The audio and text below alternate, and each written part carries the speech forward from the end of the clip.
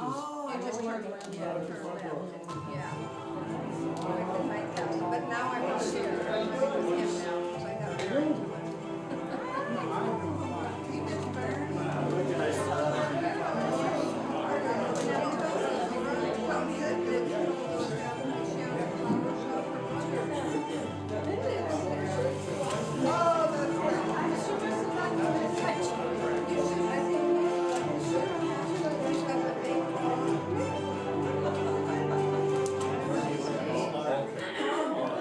And good morning. We're cruising right through the month. I will be away next week. I'll be visiting a church in California. I believe George will be bringing us our sermon next week. He's done good before, and people have enjoyed him, so he'll be doing it again. Major announcements that need to take place. Oh, we got Operation Christmas Child right around the corner. We've done that before. We filled the shoe boxes. Franklin Graham, Billy Graham's son, has run this thing for many, many years. And these shoe boxes, there's things they suggest you send and things you shouldn't send. Because these things go to foreign countries and other places. Liquids don't travel well. Guns or knives are probably not a good idea. It sounds silly, but they have to go through every box, and every now and then they got to pull stuff out. Because, like a harmless Cub Scout knife. Well, it might not be harmless in the right, but we get together.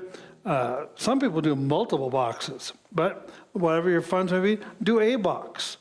And you can go to Walmart and the dollar store and pick up some different things. Usually it doesn't have to be very expensive, and you don't know where it's going. It could go to the Philippines.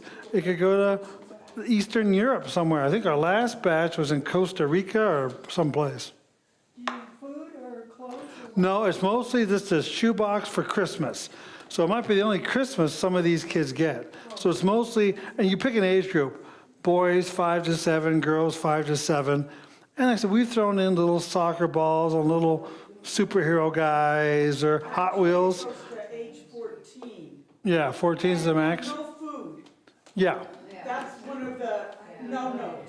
yeah. Those don't, food doesn't travel. So it's mostly just a kind of a Christmas gift kind of thing. And they usually have a big production where they present it to the village or the area. And there's almost like a vacation Bible school taking place as the kids get their boxes. It's a pretty neat thing. You can look up online, Operation Christmas Child. But we'll have the boxes here, and we usually get the classy boxes. They make a cardboard one, but we spend extra money to get a plastic one with a clicking lid. The box itself may be a gift. It may be a great food storage item in places that don't have great food storage. So that's how we do it. That's coming around right around the corner. Anything else needs to be mentioned? I'm away, Operation Christmas Child. And you can track those boxes. Yes, there is a way. They put stickers on them, and we can usually find out eventually where they went. That's how I know some went to Costa Rica and some went to the Philippines the year before. You can find out where they went. Okay, let us sing songs to the Lord. He is worthy. Hello, everyone.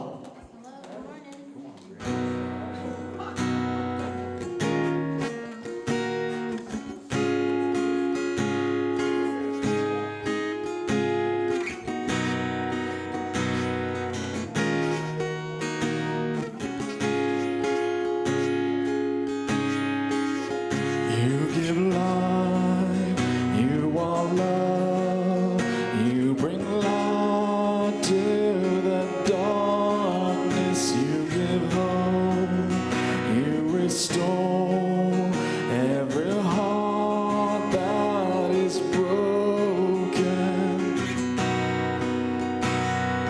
Great are you, Lord.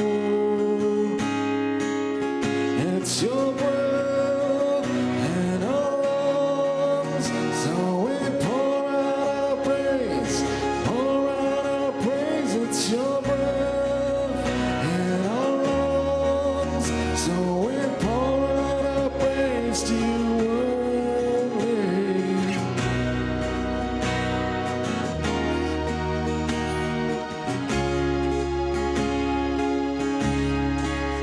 You give life, you are love, you bring light to the darkness, you give hope, you restore every heart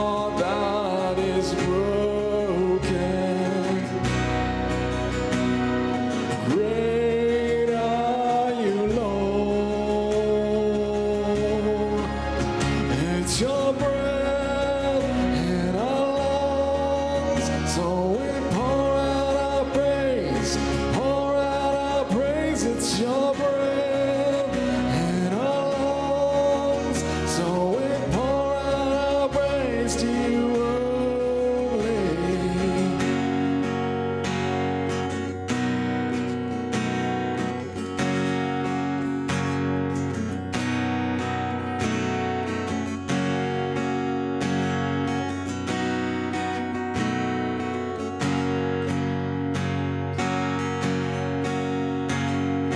All the earth will shout your praise.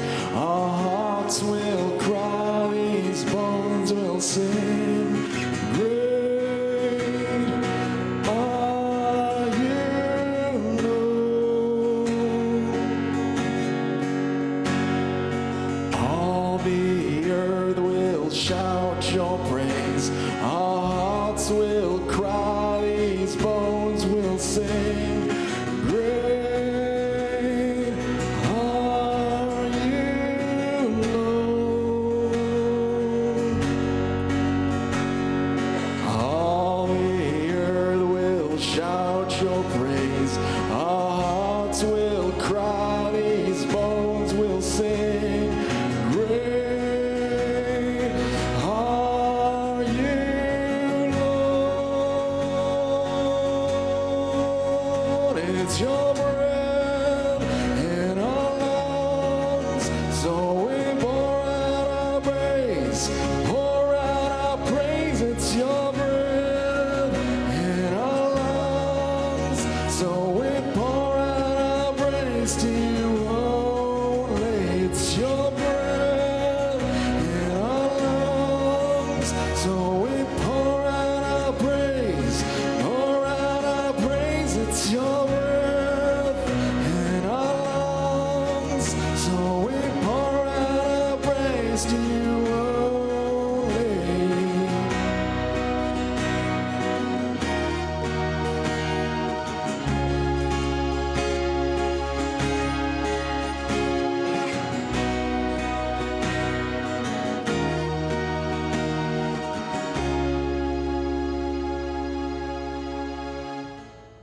Please have a seat.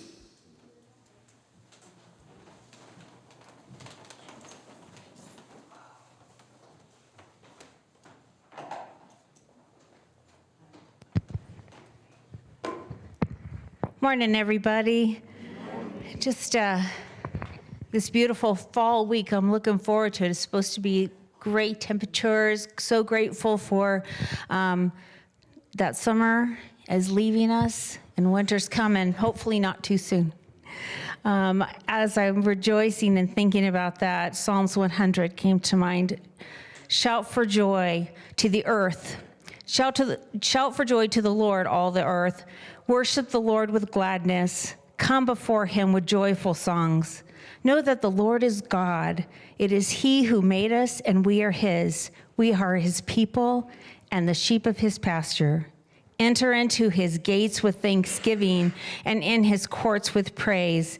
Give thanks to him and praise his name. For the Lord is good, and his love endures forever. His faithfulness continues through all generations. Lord God, thank you. Thank you for your word. Thank you for your promises, God, that you will bless generations, God. Thank you for beautiful fall weather. Thank you for wonderful marriages. Thank you for healing. Thank you that you walk with us through difficulties and carry us when it's really bad, Lord. I ask, God, that you would be with those who are grieving, that you would give them comfort. Those who are anxious, that you would give them peace. God, that you would just hold us in the palm of your hand. And God, that we might be pleasing to you, and that what we say and do would be acceptable and good. And Lord, just continue to be with us throughout this week, Lord, that we might be an encouragement and a light and love to others. And we thank you that you love us. Amen.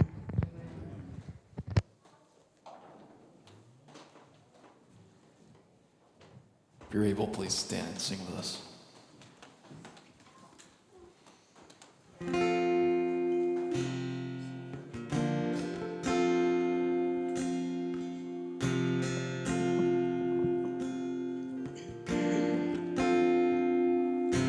I love you, Lord, for your mercy never fails me. All my days I've been held in your hand. From the moment that I wake up until I lay my head, oh, I will sing of the goodness of God.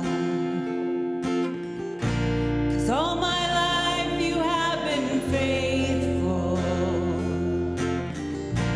and all my life you have been so, so good. With every breath that I am able, oh, I will sing of the goodness of God. I love your voice.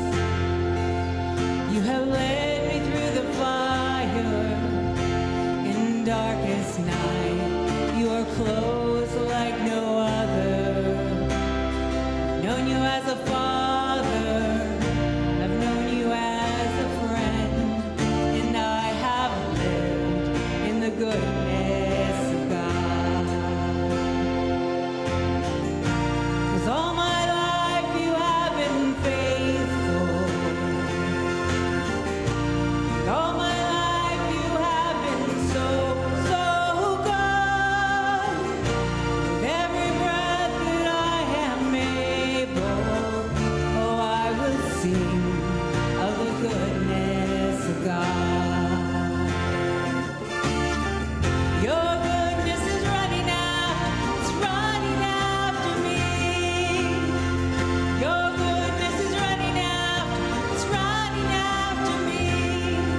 My life laid down, I surrender now, give you everything. Your goodness is running after, it's running after me. Your goodness is running after, it's running after me. Your goodness is running after, it's running after me. With my life laid down, I surrender now, give you everything. Your goodness is running after, it's running after me.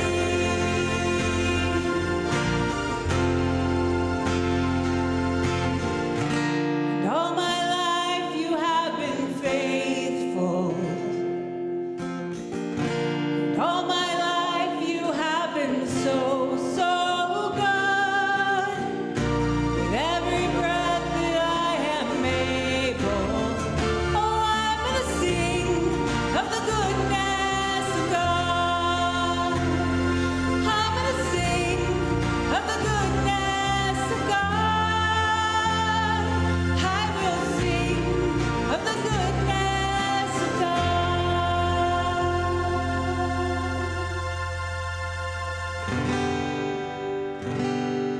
Above all powers, above all kings, above all nature and all created things, above all wisdom and all the ways of man,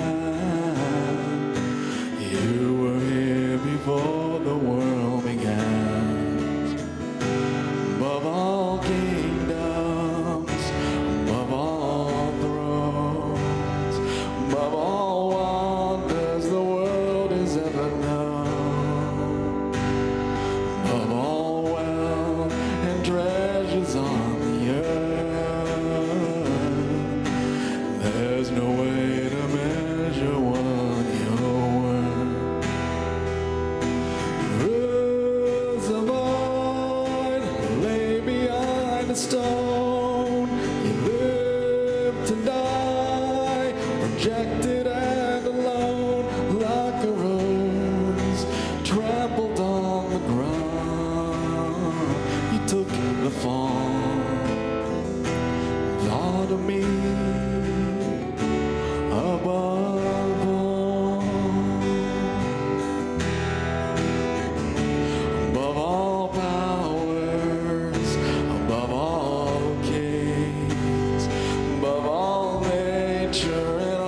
creative things, above all wisdom and all the ways of man.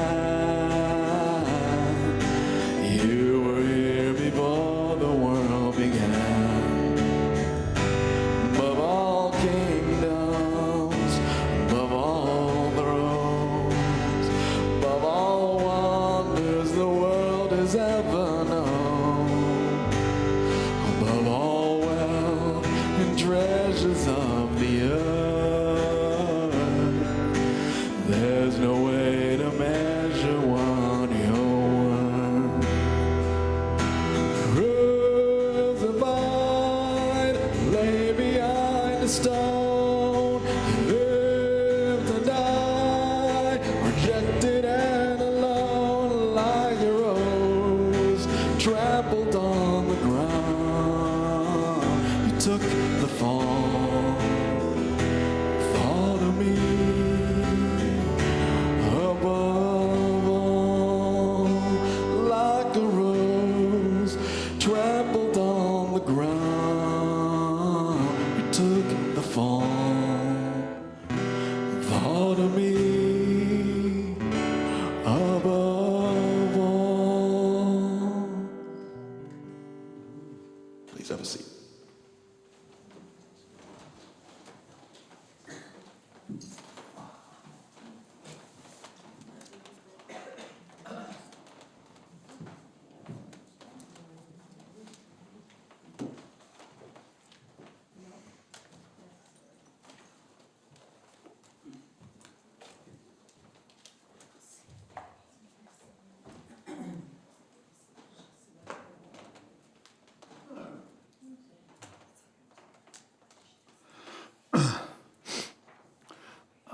There's something I see, and I'm talking about in the streets, in the day-to-day routine of my life, and the people I rub elbows with, this the down-to-earth stuff. I see things and people are suffering. Now, I'm not talking about big things that affect us all. I mean, clearly, inflation affects us all, or the price of medicine and things affect many of us. Trying to make it from here to Reno on that highway nowadays is not as easy as it used to be. In fact, I've been late for one doctor appointment, had to cancel another one in the last year because the highway was blocked. Fortunately, I found out ahead of time. I didn't have to sit in it for 2-3 hours and find out the hard way. No, not that kind of difficulty. The stuff I'm talking about, it doesn't seem to, it's not external. It's more internal. I've lived in the same house for 35 years down the street, and I've seen things. And I'm not trying to stare out the living room window with a pair of binoculars, right? But you notice things. I notice if a neighbor gets a new car, because usually there's a gray one there, and today there's a shiny new green one with a dealer plate. And if it stays there for a while longer and eventually gets a real license plate, my neighbor got a new car. Not trying to be, but judging, just you notice things. I've seen things. I've seen yards fall apart. They used to keep it nice because the family fell apart. I've seen I remember this like it was yesterday. I'm going back a ways. This little toddler boy on a tricycle, constantly, we don't have any sidewalks on this side of town. So he's in the street, looping the block. Why does this little toddler kid on a tricycle have this much time to be out that much and constantly looping the block and stuff? Something's wrong. Anyone who came over could see, what's that kid doing out there so, close to the street? Another time was a young girl blossoming into womanhood. And the amount of young boys that suddenly surrounded the house was amazing, right? And I don't think there was a father home. I mean, it was a good idea for some backup there, because that was a lot of boys. I'm sure they all meant well, as far as they're concerned. But these are some, and I see it. It doesn't have to be like that, but something's broken. People are suffering. I see people suffer. because of addictions.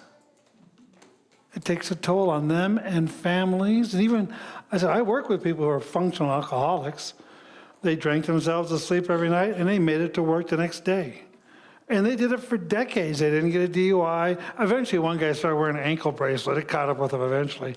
But I mean, I worked at one job for 8 years, another job for 25. You see these people every day. And some of them can go a really long time, but it still affects you. Do you think he was any fun to be with when he was hungover in the morning? And some mornings were worse than others. He made it to work, but he still affected the rest of us one way or another. And generally, he did his job, but they're hungover enough. They're not quite performing like they used to. That's extra work for everybody else. But if the boss says, I'm fine, and he doesn't, I don't see him stumbling, this can go on for a long time. And the suffering is taking a toll on them, family members, friends, relatives, whatever. And it's not affected by the external. Because I've seen this strange thing if a Republican's president. I've seen the same thing if a Democrat is president. It doesn't change the fact of what happens at the street level I'm talking about. I've seen it happen when interest rates were low. I've seen it happen when interest rates were higher. When it was easier to buy a home and when it's harder to buy a home. These things are still happening. They don't change because of the external, the stuff that affects us all. It's internal. I was talking about the way neighborhood changes. I was talking to myself. I talk to myself a lot. And I actually Googled something about neighborhoods in decline. Well, Google will suggest things for you, you know. And one of them was Fernley neighborhoods in decline. Well, I got to click on that one, you know.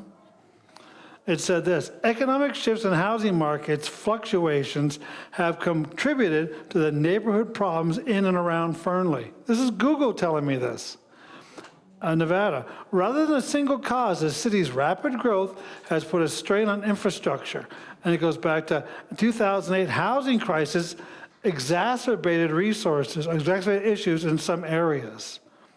Even Google knows things ain't quite the same around here. I'm talking about on the streets. On the streets. Those things, like housing market and interest rates, not your fault. Not your fault. However, there are things that are in your control to some degree or another. So we could say some of these things aren't your fault. Some of these things might be in your area of responsibility. These could be your fault, some of these things, depending on, and these also lead to downgrades. Career and education, could you have helped out or hindered that? Relationships and family, could you have hindered that or helped it? Finances.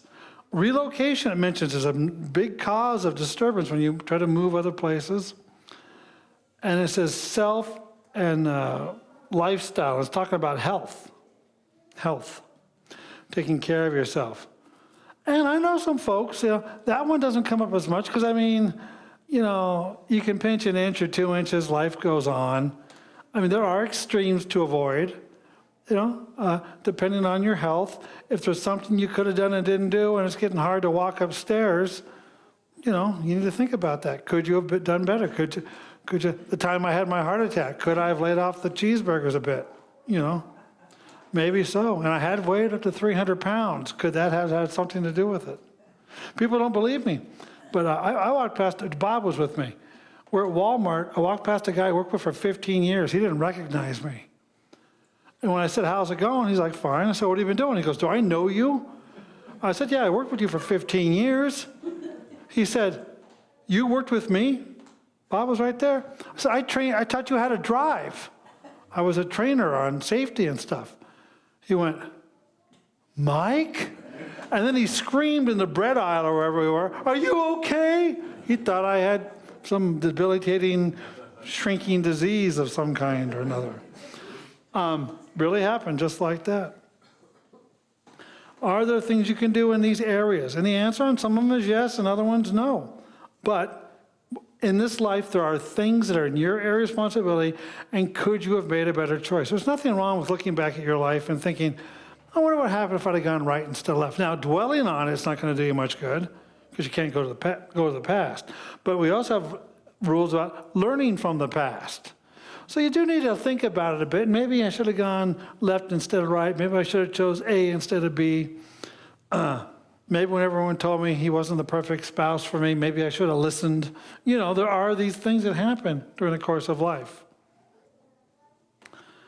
We have things in America called, in English, in other languages, called proverbs. Proverbs. And there are different kinds, but popular American proverbs. Just typed it into Google. Here's what we got. Actions speak louder than words. Popular American proverb. Actions speak louder. God likes that one. Because he says stuff like, their lips praise me, but their hearts are far from me. He would rather have them act it out than just talk about it. So that's a good one. The early bird gets the worm, American proverb. Talk about being on time and proactive. Don't judge a book by its cover. Yeah, an ancient, old, decrepit book with a broken spine could be valuable. Meanwhile, a shiny one on the shelf could be a dime store novel. And that also goes not just to books, but people. People. I could tell stories, but I've been amazed. And again, back because I'm not talking about just judging people walking down the street. I'm talking about neighborhood people I see every day. I managed apartments for a couple of years back in the late 80s. That's how we saved up money to move out to Fernley. And now I'm living in apartments facing each other. You know, and I'm walking the parking lot every night. And I'm fixing the sprinklers, and I see people come and go. And I remember one time I rented to this gal. She actually was wearing kind of a business skirt outfit thing. Waxed about the thing, very presentable, young. She was young, but looked very, very respectable. Turned out her job was very respectable. She worked at some level of a business marketing or something, but she was also very young. I got nothing but complaints from that house. The music, the noise, the amount of people, the party going on. Her and her sister were in heat. I don't know what was going on, right? I don't know what was going on, but everybody was complaining. Yeah. Right? Okay. And I'm not making, I could be wrong, but something was going on there. You be the judge. There's so that many complaints from all the cars, all the things, all the stuff. Maybe they're just really friendly people and they were very intense Monopoly games. I don't know. However, I thought the package looked great. Another guy came in. He was real twitchy. If you were to say which person in this lineup was twitchy, I think most of us would go, that guy over there. His eyes kind of darted around. He was kind of fidgety almost. Yeah, I want to rent an apartment. All right, showed up to the place. One of the best tenants we ever had. You know why? He never said anything to anybody. No one even hardly saw him come and go, and he paid his rent on time. Well, if you had 32 of those, which is I had 32 apartments, hardly get any phone calls. Unless a sink's dripping or something, which is going to happen. So there's one guy, if I looked at him, he said, is this guy trippy? Yes. Best tenant ever. The other gal, clean, nice, well-dressed. One of the worst tenants ever in those 2-3 years. There was a few others that gave her a run for the money, though. And this is what? Don't judge a book by its cover. So these are wonderful proverbs, and they have meaning, deep meaning. I'll just throw a few more out there. Honesty is the best policy. A rolling stone gathers no moss. You can't make an omelet without breaking a few eggs. Well, now, this isn't just a cooking tip. I found this to be true in my earlier adulthood. I'm at my house or working on my car, and I don't know what I'm doing. There was a great fear of breaking something, messing something up worse than it was. And I'm not a natural, but I do like to save a buck. And sometimes I would call in a tradesman who would fix it, but it might leak a year later. The front hose was like that. It cost us a couple hundred to the front hose be replaced, and a year or two later it was replaced, and it said there was only a 1-year warranty. Well, now I learned how to do it, and guess what? It cost me $30, because all I had to do was buy the faucet. But I didn't want to learn, but And there came a point where I have to be willing to learn how to break something if I'm ever going to be willing how to fix something or make something. Does that make sense? Yeah, and I had to push myself because I didn't want to mess up. The same token, I'd be willing to mess up. So a wonderful one, you can make an omelet without, but you have to break a few eggs. Yes, it works well in working with omelets, but other aspects of life, this also works. In fact, your first outing in the romance department could be horrible. My favorite one is the old, let's just be friends speech. Oh, that makes you feel great. You know, you're putting yourself out there. Hey, I really dig you. That's great. Let's be friends. Okay. You know, well, you could give up right then, you know, or you could keep trying, break a few more eggs. You might eventually make an omelet there. So on, so on, so on. Now, we're talking about things that affect people, and it's possible some decisions could have been made to make things better, or at least reverse the problem. It's one good thing to learn from your mistakes. It's much less painful to learn from someone else's. You know, I don't have to watch someone. In fact, I used to do this when I was driving truck. I didn't even realize I was doing this for years until I was training people. I'd walk up to a restaurant, and I'd look at the roof line. If it wasn't crushed, I probably wasn't going to crush it. If it was all torn up, don't back up close to this building.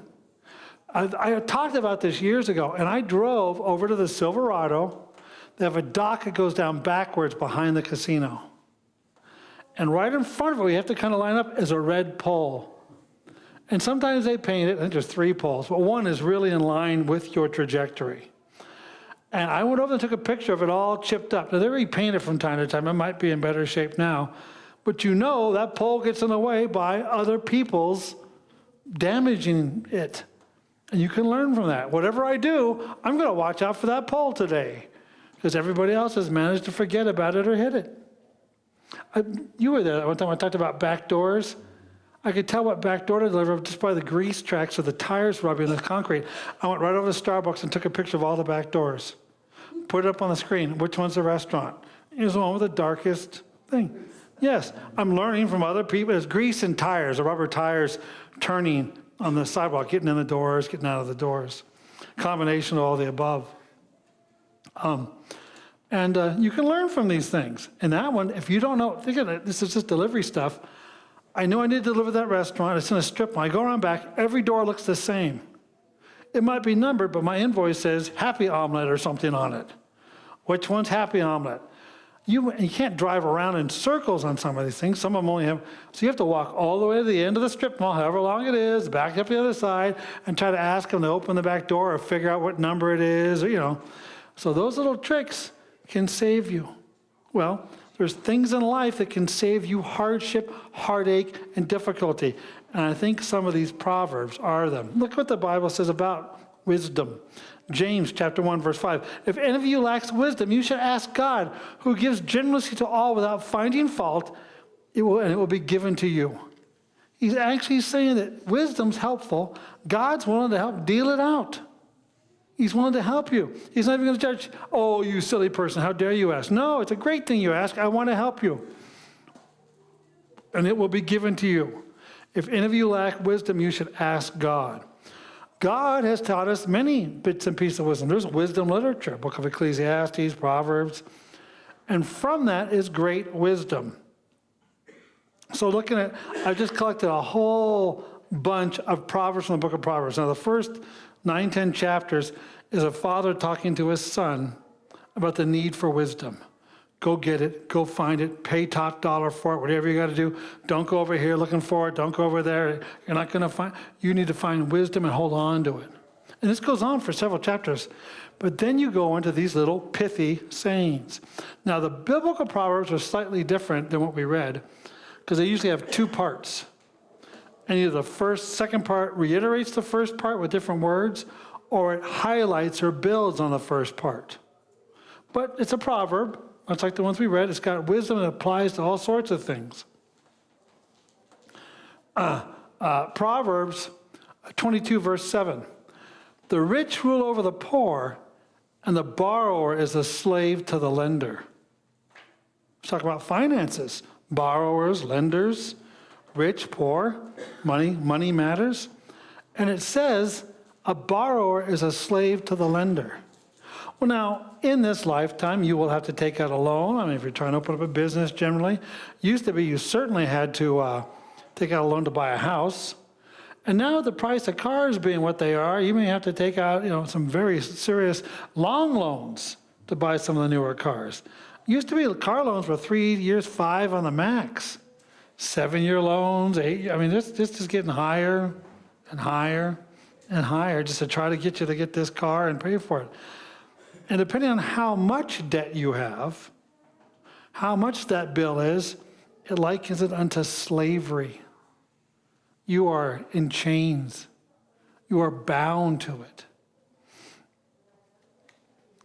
Now, this is similar, and it's a warning. So can you do things? Yes.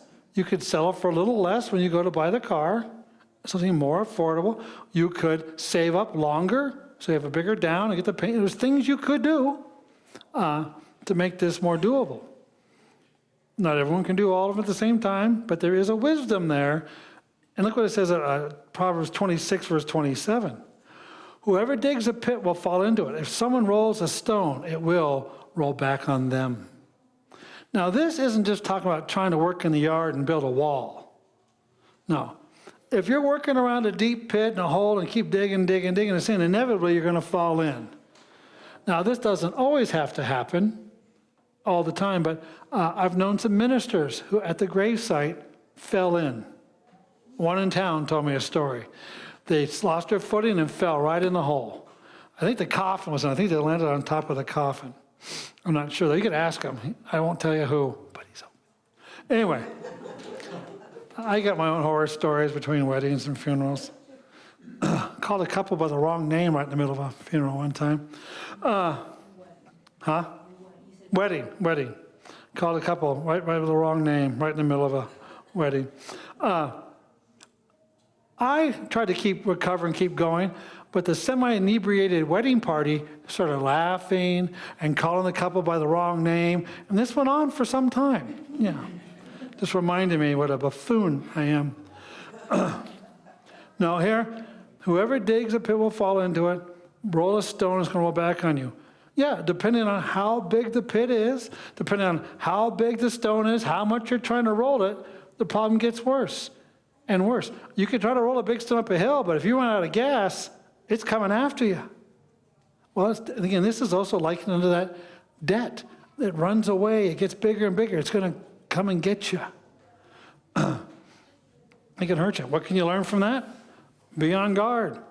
And of course, then you get stuck in a rut. Well, you'd like to get out of debt, but you're spending so much money on the debt you already have. How can you possibly get out of debt?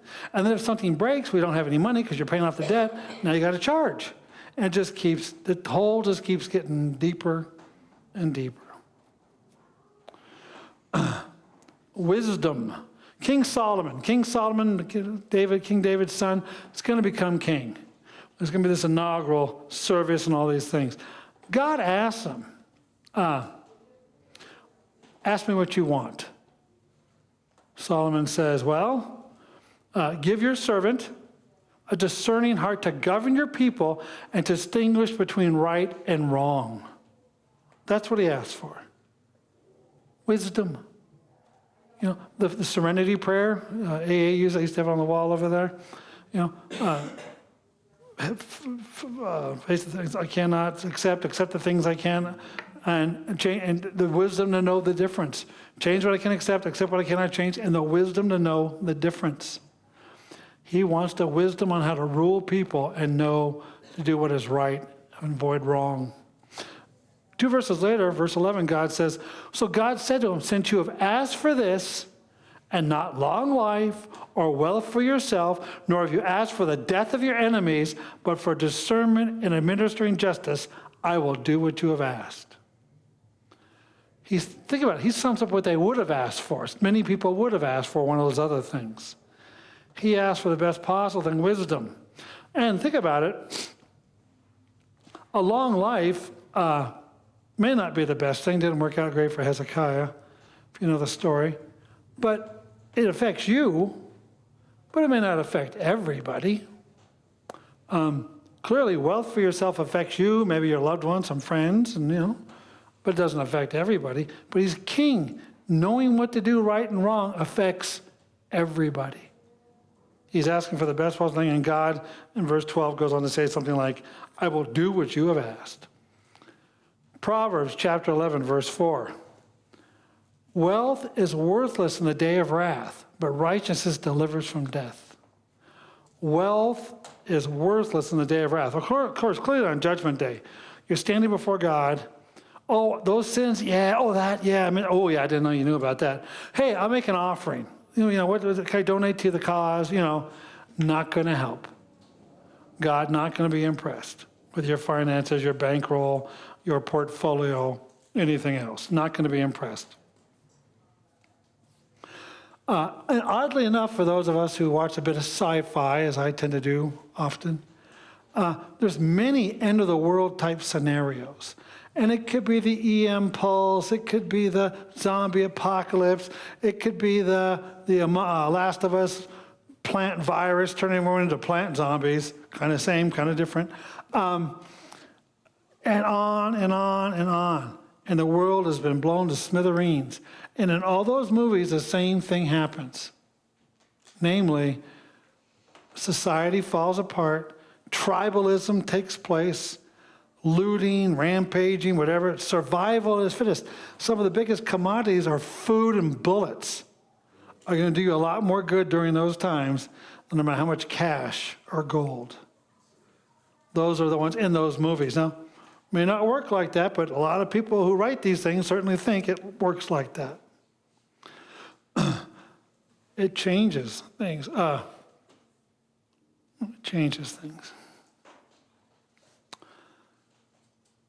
Verse 23, Proverbs 23, verse 5. Cast but a glance at riches and they are gone, for they will surely sprout wings and fly off to the sky like an eagle.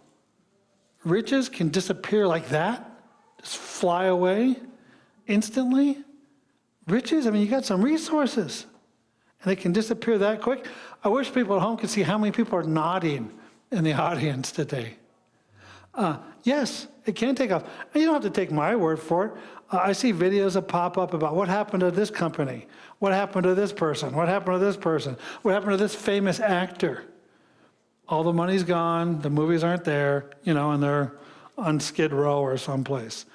I saw one of my favorite stores in the world for the longest time was Fry's. Fry's was an electric store. There's one in Sacramento. Don't think that's my car, but someone's car horn's honking. I'm further down the street. Yeah. Still want to. Not me. Funny though, I went out to Walmart a while back and there was a car next to me like mine. My kid opened it. I had a heck of a time because when I hit open, they both opened. When I hit lock, they both locked. Well, how do I get in my car and lock his door? These things are, yeah. I figured out, I got my car started, got inside, and then locked the doors as I was driving away. That's how I was able to secure the person's vehicle. It stopped. It stopped. It's a different car. That's a different car. That one's over here. Oh, this is getting crazy. If one starts this way, then that way, there's something, it's planned. Yeah, it's a whole car horn apocalypse taking place, something. So. Is that your Subaru acting up? It's over here, it might be the neighbor's house. Anyway, I'm not going to rebuke the car horns in the name of Jesus, but I have thought about it. Anyway, wealth is worthless in the day of wrath. And of course, on top of that, riches can fly away. You can see these videos. You can see the stories. I just saw one about Vlasic pickles. Remember? Nothing snaps like a Vlasic. There was a pelican thing. Yeah, good luck finding them now. They're out of business. Oh, yeah, I just watched a video on it yesterday. I was curious. Hey, what happened to those pickles? They ended up selling out, but then they had a marketing deal, and they were selling so much, but they realized they weren't selling to break profit. Then they were selling gallon jugs, which means the customers aren't coming back for a year or more. And it took a toll on them. They blame it on a marketing decision. And of course, they also blame it on less salt in people's diets was cutting into their profits. But they had a massive share of pickle sales in America at one time. It's a white Ford Fusion, Park of the Sun. That's Bernie's. I didn't turn it on. It's Bernie's, I think. Is that yours, Bernie? She's the Prius. She's a Prius. Yeah, Fusion. Oh my, that's interesting. You weren't the first one. Somebody's trying to get it. We got it. Got it. Well, I'm glad that's over with. That is. This will be a first that so many car horns went off during the middle of a sermon. That is interesting. Add this to my book of strange things that happened while preaching. Money can fly away. Proverbs 28, verse 20. A faithful person will be richly blessed, but one eager to get rich will not go unpunished. Now here it says, it doesn't say being rich. I mean, if a person's bright and they do bright things, they may make some money. But it uses the word eager to be rich. I think back to how many friends and coworkers were always trying the latest get-rich-quick scheme to come down the pike. And they're going to sell vitamins, and they're going to sell medicines, and they're going to sell supplements, and they're going to sell cosmetics or pillowcases or whatever. And a lot of times they spend a lot of money, Amway comes to mind, a lot of money in brochures and products and all these different things and meetings and seminars. And because I told you, I see the same people, not just because I lived on the block for 35 years, so that's part of it. I've gone to the same church most of those 35 years. But when I worked in Reno, before I worked as a truck driver delivering restaurants, I worked in a casino in the restaurants.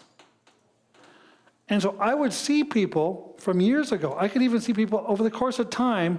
I saw the same guy at 4 different restaurants in 25 years of truck driving.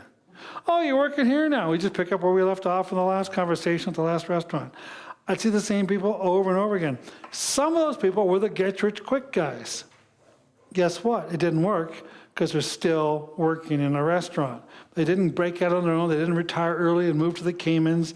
All their great plans. Here's a verse that talks about there is a punishment. There is a consequence. And of course, eager to get rich, that could also mean you're going to bend the rules. You're going to cook the books. That'll come back to get you.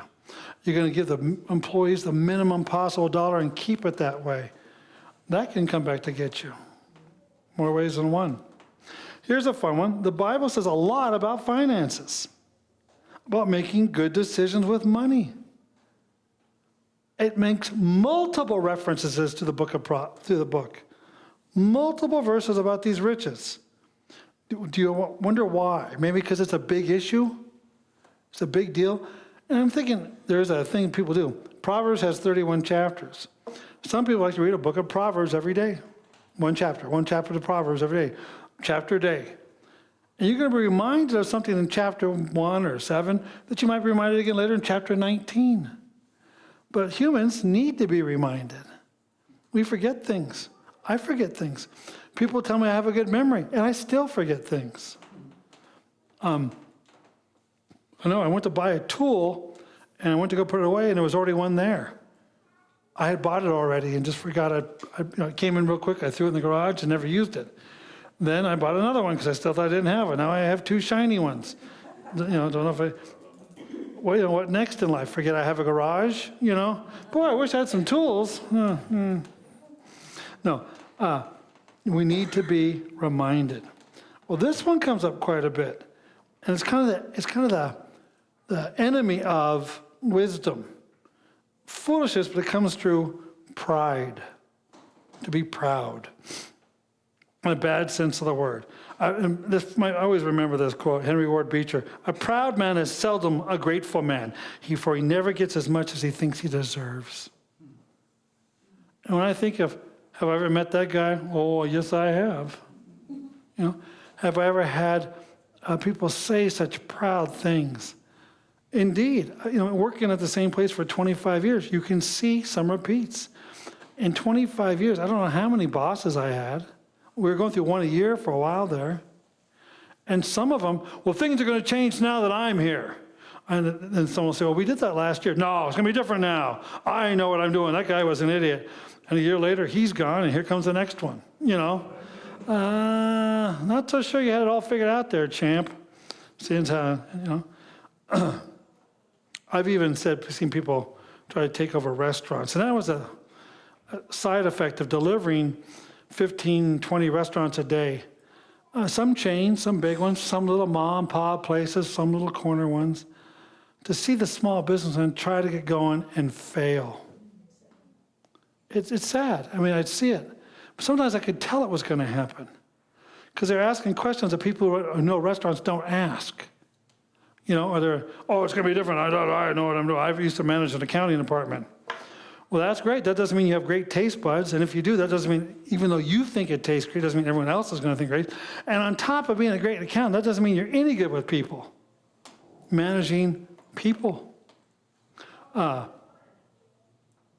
those things will ruin your business. But if you asked them, they knew what they were doing. They had it all figured out. They'd seen the woes, and they were going to fix things. They were so sure of themselves. And I know when the business shut down, in fact, I knew ahead of time because the account would go on cash only. And that very few ever recovered from that. They had paid their bills so poorly, they were on cash only deliveries, and very few ever climbed out of that hole. That debt building up. Sad to see family businesses, people who may have been better off if they had stuck to their old job, you know, when they were an accountant or whatever. It takes a toll. So pride, I'm back to the issue of pride. Proverbs 11, when pride comes, there comes disgrace. With humility comes wisdom. Pride can come disgrace. There have been times where I've seen someone go off about how great they are, and you don't usually have to wonder who's a prideful person. They'll tell you.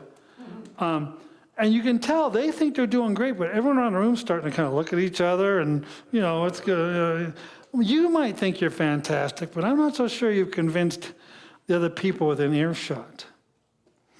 A couple chuckles and nods there. Everyone knows what I'm talking about. Proverbs 16:5, the Lord detests the proud of heart. Be sure of this, it will not go unpunished. A warning about pride. Proverbs 16:18, pride goes before destruction, a haughty spirit before a fall. Right? It's talking about pain. It's talking about some sort of medical discomfort. Pride goes before destruction, a haughty spirit before a fall. All those sound like they're going to hurt or be bad in some way or another. Now think about that. Pride goes before these things. What are famous last words? I know what I'm doing. I've done this 1,000 times before. The other guy was an amateur. Watch, you know. And there are people who are no longer with us, and those were their final words. Positive, they knew what they were doing. Such pride. Such pride. I told you I was sick. Some of those, a hypochondriac will say, and eventually they will be right. At some point, they will be sick. But that one's kind of self-fulfilling in time. My mother was like that, always sick. Lived for years. Lived for years. Proverbs 20, verse 1. Wine is a mocker and beer a brawler. Whoever is led astray by them is not wise. I can't talk about this enough. I can't plead with people enough because you see things. You see lives destroyed. You see people make bad decisions. They may not have a couple shots ago. And that can be from financial decisions to gambling decisions to whom they go home with, to how they ended up pregnant or diseased. All these things have happened during the course of my life to people I know. As a truck driver, your livelihood is your license. If anyone ought to lay off the hooch, it should be a truck driver, at least during working hours. And I've known truck drivers to lose their license, and in so doing, their livelihood. There was a guy who trained me who I knew there was an issue because he lit up a doob right in front of us as we were driving down the road, for those who know what I'm talking about. Yeah, chances are he might be abusing certain substances. This was way back when such things were surely illegal, and even especially most companies still don't want you getting hooked up stoned on the drive in the company vehicle. You know, I didn't know what to do. It was like my first day on the road. My first day with a license in my pocket on the road, and this guy lights up a fatty. Well, last time I saw him, he was working at a 7-Eleven. Last time I saw him, he was working at a 7-Eleven. Famous last words in the pride, and the pride. I mean, going on to the abuse of substances. Again, households destroyed, families destroyed. You can make a mistake and destroy someone else's family. You know, you can come home and tell yourself the dent in the fender must have been a dog. It may not have been. There could be a family out there that no longer has a dad or a brother or an infant child. So I wish people would think about these things. And again, you don't know when you take the first drink. You know, oh, it's just a drink. You don't know the first time you got a little tipsy and had some fun at the bowling alley or playing cards or the casino, whatever you were doing, party somewhere. But the distance between there and now you're stuck, now you're hooked, is really, really, really short. And you need to be reminded of that continually. I knew a guy who said he was going to stop drinking. Do you know why? He thought about it. He only got drunk once a year, but every time he went to a particular party, he got drunk. There's a problem. Why can I not go out and start drinking with these guys without getting obliterated? Think about that. How many times have I heard someone say, they told me I had a good time? Did you really? You know, how would you know? Everyone laughing, it may have been a good time for them, not necessarily a good time for you. And so these verses about, here's one. Talk about Book of Proverbs. Is that 23? Yeah, 20. Book of Proverbs. The next one. Yeah, 23. Who has woe? Who has sorrow? Who has strife? Who has complaints? Who has needless bruises? Who has bloodshot eyes? Those who linger over wine and go to sample bowls of mixed wines. They're tasting, they're trying, they're sampling all the goodies. They're going to a regular drive-through Napa Valley wine testing tour. They're on a zombie crawl, if anyone knows or something along those lines, if anyone knows what one of those is. They just had one up in Tahoe, Virginia City, didn't they? Something like that. They're going from bar to bar. There was a famous one, I think it was in San Francisco. You started at one end of the street and tried to have a drink in every bar till you got to the end. It was a tradition. It was a rite of passage. It was a stupid idea. And so, but the distance. So who has all these things? Those who drink. Remember this when you go for round 2. I'm not saying thou shalt not drink. I'd like to, but the Bible doesn't say that. I am saying don't fall for this stuff, and the Bible says don't fall for this stuff. Yeah, do not, look at verse 31, do not gaze at wine when it is red, when it sparkles in the cup, when it goes down so smoothly. How many people sit there gazing at the hooch, gazing at the booze, the color, the amber liqueur, the umbrella straw thing, whatever it is. Think about that. That was written down 3,000 years ago. Why is this still true? Because being wise hasn't changed and being foolish hasn't changed. And all this still makes perfect sense to this day. People are still people. Verse 32, it ends, in the end, it bites like a snake, it poisons like a viper. All those destroyed lives I'm talking about. Verse 33, your eyes will see strange sights, and your mind will imagine confusing things. And then it goes on to say, you'll be like one sleeping on the high seas, lying on top of the riggings, all the ropes and the canvases and all those things, heaving to and fro. Verse 33, they hit me, you say, but I'm not hurt. They beat me, but I don't feel it. When will I wake up so I can find another drink? And I've heard people say, I know what I'm doing, as they order the third one. I'll be okay, as they pull the keys out of their pocket. Proverbs, now here's an interesting switch, and to be fair to the Bible, Proverbs 31:6, let beer be for those who are perishing, wine for those who are in anguish. So it's talking about beer some form of beer from the Hebrew days, and wine. It's talking about a beneficial effect for those who are perishing, for those who are in anguish. Yeah. I mean, you got something tearing you apart, the infection spreading, you ain't got long to live. Booze the guy up. Help him ease their pain. You know, I'm gonna try to save your life, but this surgery's gonna hurt on the battlefield.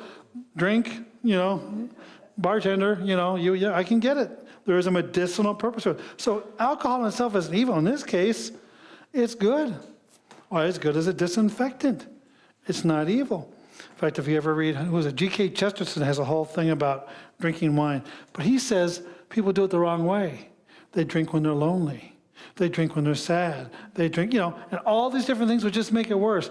His final thought, I think, was you should drink in the happy situations and then. I'm not saying it's a perfect plan, but interesting thinker, G.K. Chesterton. He saw a medicinal purpose for it, if you will, or a purpose for it.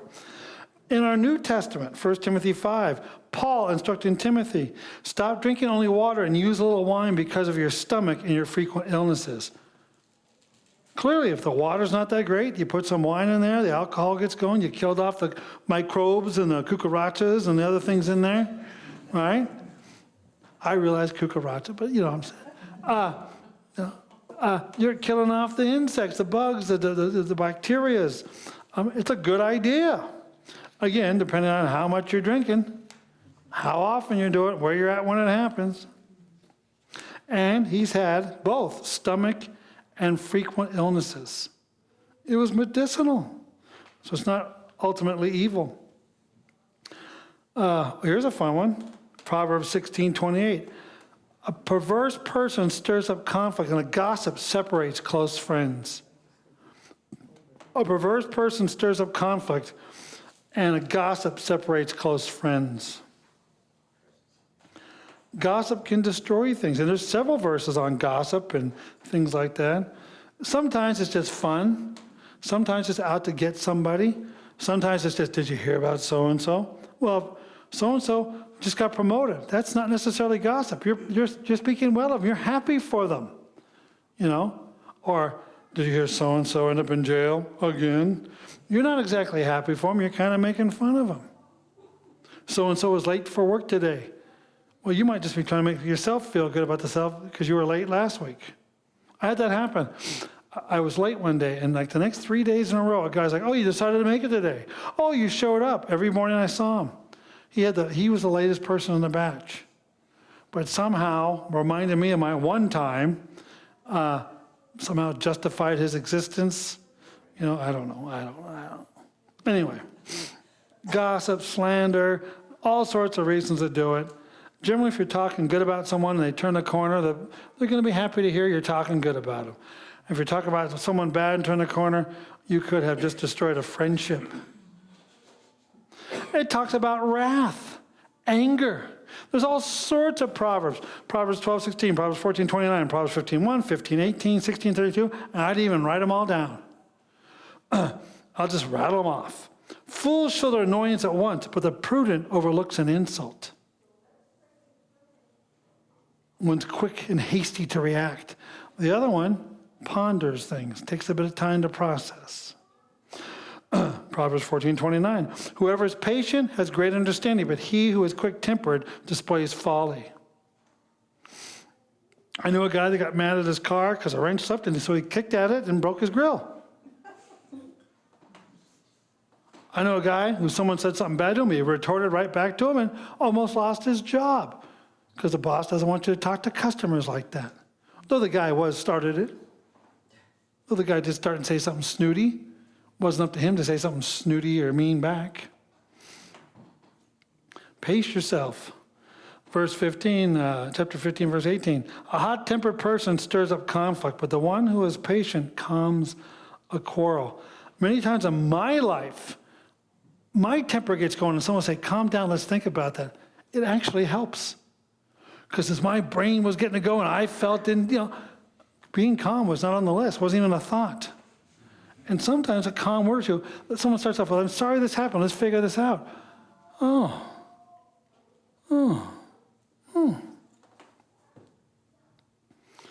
1632, better a patient person than a warrior, one with self-esteem than one who takes the city. There's that thing I talk about. It says something, then it reiterates it in a different way. Better a patient person than a warrior, and it explains the same thing with different words. One with self-control than one who takes a city.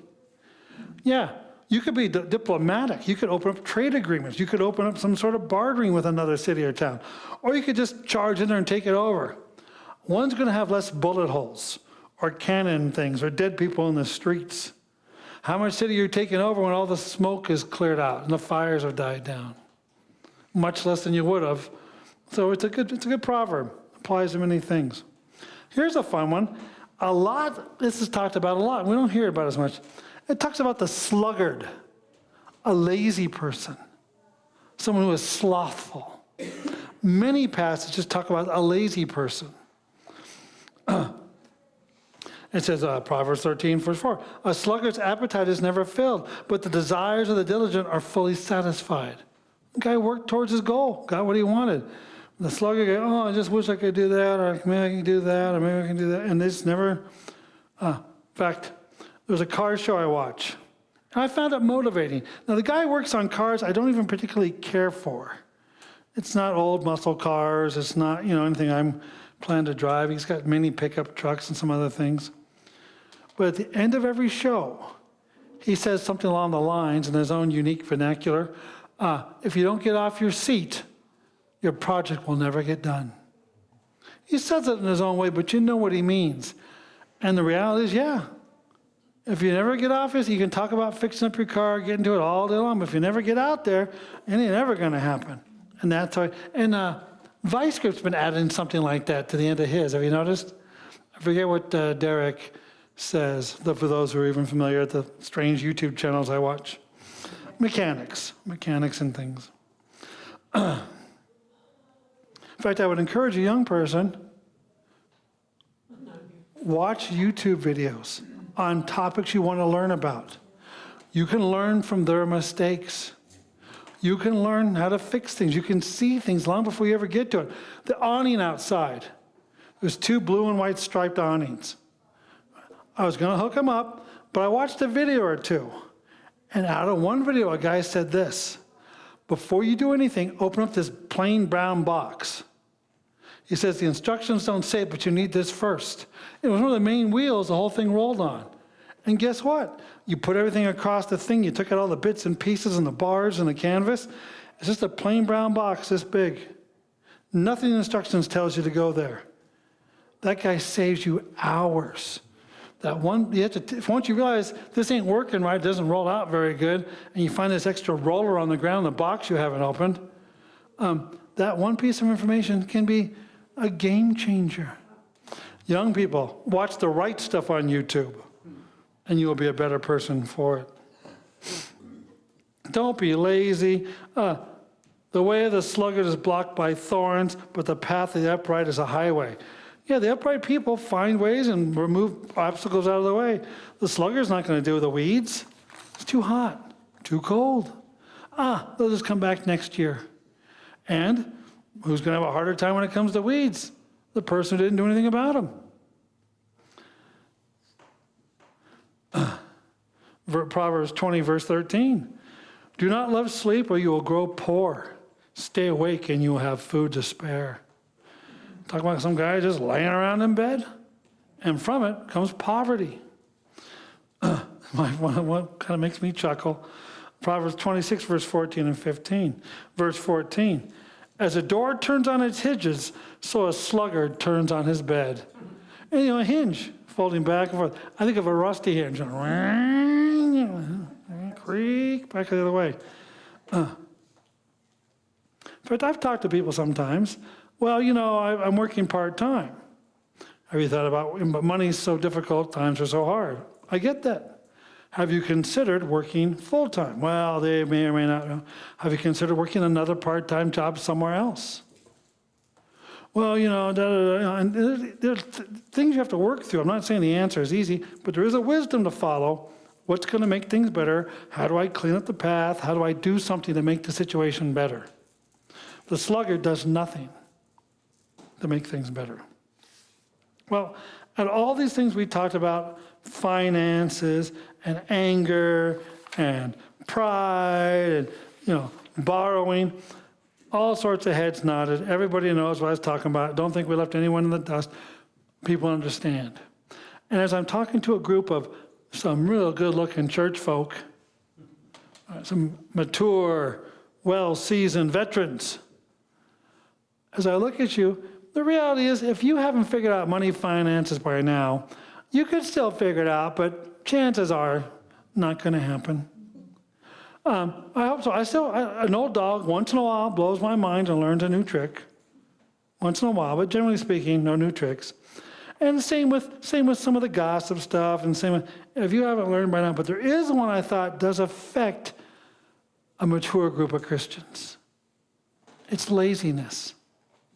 Why? Because you can rest on your laurels. Oh, I did that when I was younger. I did that. Oh, I used to lead that when I went to a church back in so-and-so 10, 20 years ago. And you can say it and rest on your laurels, rest on your past accomplishments, and do nothing. Nothing. And then doing nothing isn't doing something wrong, as far as it's just doing nothing. This comes to mind. It's actually, and this would go good with last week because I spoke about marriage and weddings, and a good one for our lovebirds and things. Sins of omission from Margaret Sangster. It isn't the thing you do, it's the thing you leave undone, which gives a bit of heartache at the setting of the sun. Think about that. Not what you did, what you didn't do. You're not going to hear it if you keep talking. I just said it was for the married couple. And they're making goo-goo eyes at each other and... No, I was reminding her of all of this. Okay. Follow me along. The tender word forgotten, the letter you did not write, the flower you might have sent are your haunting ghosts tonight. The stone you might have lifted out of the brother's way, the bit of heartsome counsel you were too hurried, too much to say. The loving touch of a hand, the gentle and winsome tone that you had no time for with troubles enough of your own. The little acts of kindness so easily out of mind, these chances to be helpful, which everyone may find. No, it's not the thing you do, it's the thing you leave undone, which gives a bit of heartache at the setting of the sun. Now that's great. We wish I could read that to all sorts of married couples and all sorts of other things in pastoral walls. But my main point isn't talking to married people today. That was last week. My main point is do not become lazy. Keep moving. Do something. This talked about how important the littlest things are. Do you know, Jesus has not asked you to build a cathedral. He has not asked you to walk on your hands and feet to some holy cathedral somewhere. He said, if you'll give out a cup of cold water in my name, surely you have a reward. Visit a sick person. And today, you can contact people with a phone if you're not very mobile. Still some things you can do. Gwen's father, body riddled by the advanced stages of diabetes, wheelchair and blind, had people on speed dial. He could call each day and try to encourage and work his way through the list. You can still do things is the point, even with limited resources. And I just find it a thought to take with you as we leave today. All these different sins, laziness is all over the book of Proverbs. And it could apply to the young whippersnapper who's not doing anything, or it could apply to the older person who's not doing anything anymore. Let us pray. Gracious Lord, your word corrects me, guides me, inspires me. May it take hold in all our hearts. May we find direction and comfort and guidance in these things. Live lives appropriate to children who profess to worship God. May we never hear you say you should have done something and you did nothing. May we not rest on our past accomplishments, but remember you and what time we have left. Thank you for a chance to do that. In Jesus' name, amen. You are dismissed.